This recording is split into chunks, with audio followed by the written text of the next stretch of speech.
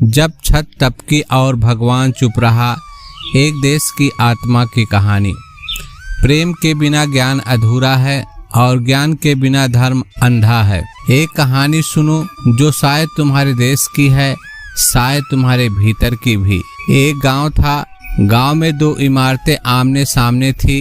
एक पुराना सरकारी स्कूल जिसकी दीवारें पीली पड़ चुकी थी, खिड़कियां अधूरी थी और छत जो बरसात में रोती थी, टप टप जैसे कोई बूढ़ी आत्मा रो रही हो। दूसरी तरफ था नया मंदिर, चमचमाता सोने की कलश से सजा हुआ। हर दिन वहां फूल चढ़ते, घंटियां बजती थी और दान पेटी कभी खाली नहीं होती थी। एक दिन बरसात आई। स्कूल के बच्चों ने किताब से सर ढक लिया, कापियां भीग गई। मास्टर जी एक कोने में सिकुड़ गए और मंदिर में छत से कोई बूंद नहीं टपकी।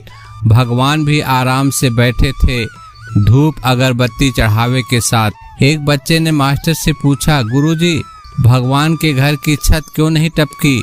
मास्टर मुस्कुराए, क्योंकि वहाँ लोग चढ़ावा देते हैं, यहाँ सिर्फ सवाल पूछते हैं।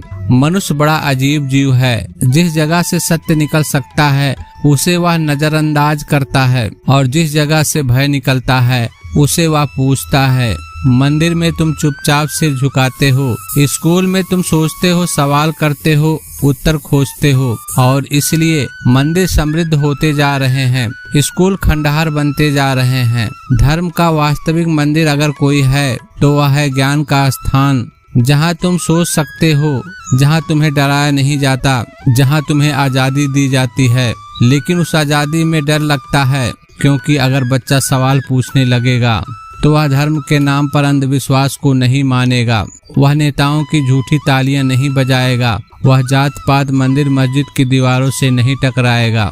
एक विकसित देश वह नहीं होता जहां भगवान की मूर्तियां सोने में लिपटी हों। वहां होता है जहां हर बच्चा किताब लेकर बैठ सके, बिना डर के कि छत गिरेगी या कक्षा बंद हो जाएगी।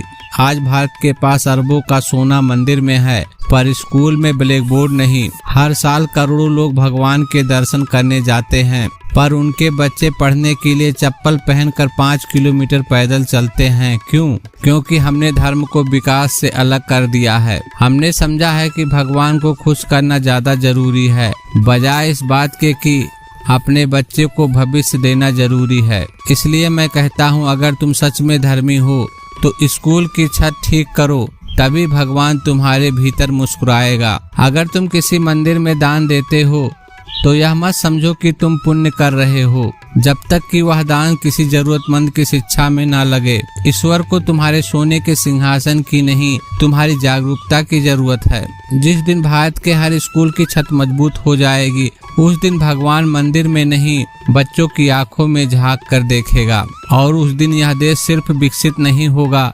जागृत होगा। ध्यान से सुनेगा, ध्यान से जीना, ध्यान से बदलना।